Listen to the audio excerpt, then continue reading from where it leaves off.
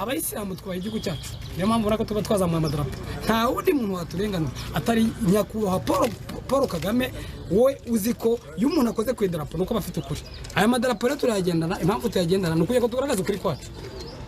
Tubabarire papi mbabarire, niba Paul Kagame hariya mwahari akorera uhazi mutujyanire ibintu tuborera mwaka karengane tuborera muri rubanza rwacu. Umutungo wacu turawukeneye, dukeneye kugira ngo turabere ahantu heza. Niburanisha ryatangiye saa 2:30 za mu gitondo ku rukiko rukuru rugereko rwa Musanze, aho inteko iburanisha yatangiye isoma imyirondoro ku mpande zombi kugira ngo babanze bamenye nimba impande zombi zaba zitabiriye iburanisha rya none. Nyuma yo kubona impande zombi zitabiriye uru rubanza, uwunganira Sibomana Eugene we nk'ufatwa nk'uwabohoje umutungo w'iyi koperative y'abarobyi ya Kopirake avuga ko urubanza rwakabaye rusubikwa ngo kubera yuko uwo yunganira mu buryo bw'amategeko yaraye mu bitaro. Ku ruhande rw'abunganira Kopirake bateye utwatsi icyifuzo cy'uyu wunganira Eugene, ariko inteko iburanisha irabisuzuma ifata umwanzuro wo gusubika iburanisha rya none. Umwe mu banyamuryango ba Kopirake wari waje mu rukiko afite igitabo gitagatifu cya Korani n'amadarapo y'igihugu, mu ijwi rye yavuze ko iyi Korani isobanura ko bizeye Imana. Icya kabiri ngo amadarapo bakaba bavuna ko bafite igihugu cyiza, nubwo ngo uru rubanza rumaze imyaka 6 bizeye kuzahabwa ubutabera.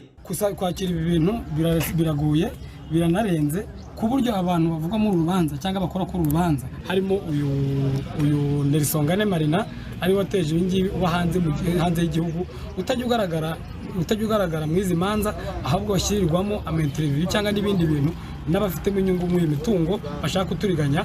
Niyo mpamvu urubanza ruvuga ngo ni ibintu biri hagati ya Sibomana Eugene uri kunyunyutsa gura mutungo wa koperative Kopirake no kuba ashaka kugurisha kugira ngo tuzajye mu manza byararangiye, kugira ngo kope ze zizabe zirangiye, kugira ngo dukomeze tugenda duhirigana. Niyo mpamvu ubona bo bazanamo ngo bararwaye, ubundi bakazanamo ngo hari ibitari byagenda neza. Ibi byose ni ibyo baba bakora, ni ibintu bikorera, ntago ari ibintu rwose biri officiel. Uyu mutungo n'uw'imfubyi n'abapfakazi, uriya mubyeyi rero urebera imfubyi n'abapfakazi, uturebera ziranyebe bari abantu bigira ngo ni barakomeye, kuko gikora barakomeye.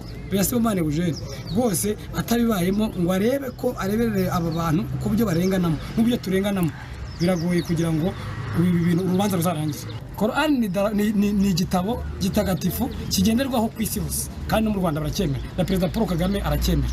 Bivuga ngo iki gitabo nkimara kukikora, nkimara no kukibona, ariyo mpamvu nyuma y'iki gitabo ndaguha icyo bita inkuru uzadushyirira Perezida wa Repubulika, kuko twakoze ni filime igaragaza umutungo wacu kugira ngo akarengane dukorerwa birangire. Ikindi gikurikiraho rero, twuba abayisilamu twubaha igihugu cyacu, niyo mpamvu urako tuba twazamuye amadarapo. Nta wundi muntu waturenganura atari nyakubahwa Paul Kagame.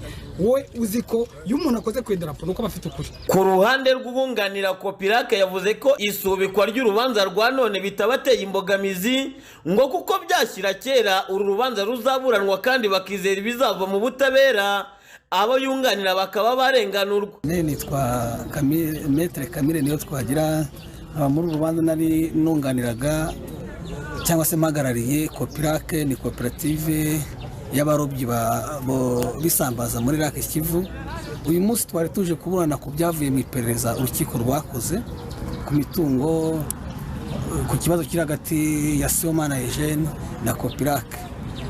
Hanyuma ntago tuburanye nk'uko mwabibonye, kubera yuko urubanza rwasubiswe rukimirirwa andi matariki ku mpamvu z'uburwayi ziturutse kuri Sibomana Eugene, ariko urukiko rwabihaye umurongo nibwo ruduhaye indi tariki. Twareba rero tugasanga ntabwo uyu munsi mu by'ukuri ari impamvu yo gutinza urubanza, kuko uburwayi ntawe utabwemera, twese uwo ari wese yarwara, ariko urukiko rukaba ruduhaye indi tariki itari kure kugira ngo abo twunganira cyangwa se duhagarariye muri uru rubanza ari Kopirake ibashe kubona ubutabera bwihuse kandi bwiza. Ko urukiko rwabyanzuye baduhaye itariki ya 19 z'ukwezi kwa karindwi ku isaha ya 3 n'ubundi niho tuzagaruka mu rubanza tuje kuburana, tuje gusuzuma n'ubundi cyari busuzuma uyu munsi, kuko urubanza rwo twamaze kuruburana, ahubwo kwarukuza kuvuga ku byagiye biva mu iperereza, kuko bari bagaragaje uruhande tuburana rwari rwagaragaje yuko hari ibyo rwagiye rukora ku mitungo uwunganira Eugene mu ijwi rye yavuze ko ntacyo ashaka kuvugana n'itangazamakuru, ngo ahubwo twakagombye kuvugana na Kopirake yigaragaza icyo yita akarengane, ngo naho ubundi ku ruhande rwe n'uwo yunganira ntacyo bashaka gutangaza. Aruba batubaza ibyangombwa ndakajya haza abapolisi ko gitifu wapi. Ni mu majyaruguru y'u Rwanda mu karere ka Gakenke mu murenge wa Muhondo, aho bamwe mu basanzwe bakora akazi ko gutwara abagenzi kuri moto bakomeje gutabaza biturutse kuba umunyamabanga nshingwabikorwa w'umurenge wa Muhondo yarigize umupolisi wo mu muhanda, dore ko abafata akabaka ibyangombwa bigiye bitandukanye ndetse akabaca n'amande nk'uko babidutangarije. Ni uko gitifu aduhagarika akatubaza ibyangombwa akadutangira, wenda kutubaza ibya covid nimba umuntu yarikingije byo nta kibazo, akatubaza silence akatubaza perime kandi atari ibintu bimureba, yagusanga nakabazo gatoya cyangwa wenda utwaye nk'umuntu ngo akakubaza nk'ibya polisi ameze nk'umupolisi w'umurenge wa Muhondo, yagusanganya akabazo hari akabazo gatoya ufite moto bayipereka ku kagari, ugasanga nimba ari gutwara umugenzi ntibigikunze. Moto zanyu zifungirwa ku kagari? Bazifungiye ku kagari, aho yigize umutegetsi kandi agomba kutuyobora nk'umuyobozi. Iyo yagugaritse ko nkaguhagarara ahita avuga ahita moto ya rusherishe ngarashaka ngari nkakwandikira. Nyine ikibazo nkuko twabibabwiye cyuko executive umurenge ajya dufata akatubaza ibyangombwa akatubaza ibiki, mbese muri make aratubangamiye, tubona yivanga mu kazi katamureba. Noneho akayanyishe ugasanga dufitanye amakimbirane nawe ngo yaduhagaritse yaguhagarika ntuhagarare ngo ubwo wamusuzuguye, ugasanga akabwiye ngari ngo kwandikire, ugasanga ntabwo bigaragaye neza. Akwandike manda y'agasuzuguro yigize umuntu uremereye. Bakomeza basaba ko polisi yakagombye kuba yagira icyo ikora ikabakiza aka karengane bakomeje kugenda bakorerwa n'uyu munyamabanga nshingwabikorwa w'uyu murenge. Bifuza ko mwamubwira rwose nimba aruba batubaza ibyangombwa ndakajya haza abapolisi ko gitifu wapi. Turasaba ko mutukorera ubuvugizi nk'uko nabivuze, dufite ibyangombwa byuzuye na cyangwa tubura, ahubwo ubusanga nyine kwa kundi umuntu utuntu twa defo dutoya cyane tutakabaye tugize. Ngemba numva niba babona bimubangamira yasaba trafiki bakazana trafiki kagitubaza ibyangombwa. Ku murongo wa telefoni twavuganye n'uyu munyamabanga nshingwabikorwa w'umurenge wa Regasasa Evariste adusubiza mu magambo yagira ati: Ngewe ntabwo mbaka ibyangombwa, mu bukangurambaga turimo kugira ngo abantu nibura tubigishe kugendana ibyangombwa, tubigishe kubahiriza amategeko. Ariko ngewe nshinzwe kugira abantu inama no kubabwira kwirinda ibyaha. Ni mu gihe kuri iki kibazo twese tuvugisha umuvugizi wa polisi agashami ko mu muhanda adusubiza ko ibikorwa n'uyu munyamabanga nshingwabikorwa w'uyu murenge bagiye kuba babikurikirana, ndetse avuga ko bitanakwiye. Aho ngaho ni ibintu byasuzumwa, aramutse abikora ni ibintu byasuzumwa bikagirwaho inama, noneho bikaba byakosora. Ubwo ni ikintu tugiye gukurikirana turebe mu by'ukuri niba ibyo ngibyo bikorwa.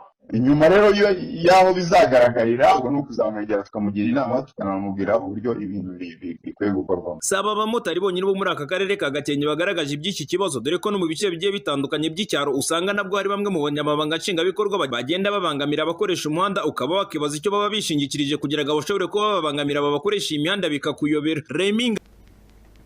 Kubura amazi meza ni bimwe mu bibazo byugarije abatuye ku kirwa cya Bugarura mu murenge wa Boneza akarere ka Rutsiro. Turahomba cyane kuko dukunze gukoresha amazi y'ikivu cyane. Ikibazo cy'amazi kirahari kuko ni ikivu dukoresha gusa. Indwara zo ntago zabura kuko ni mabi. Dufite ikibazo cy'amazi, nta mazi dufite.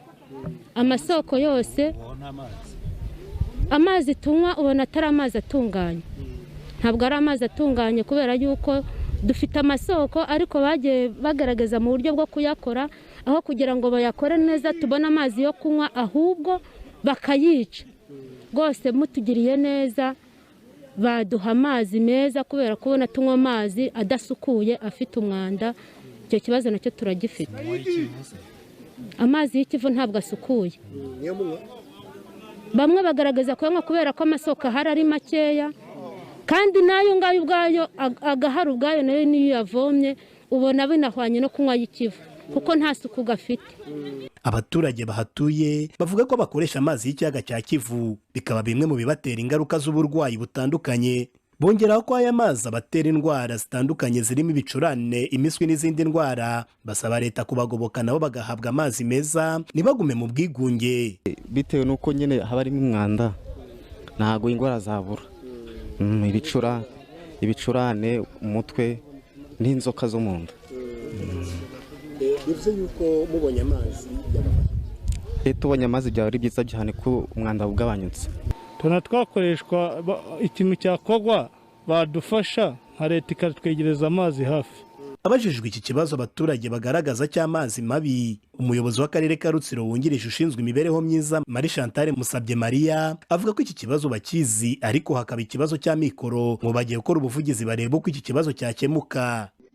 Iki kibazo kirahari turanakizi ndetse n'icy'umuriro w'amashanyarazi, ibyo bibazo bihari kandi ibyo byatangiye gutekerezwaho nuko ari ubushobozi butaraboneka, ariko turabizi kandi harashakishwa n'uburyo bwo kubikemura.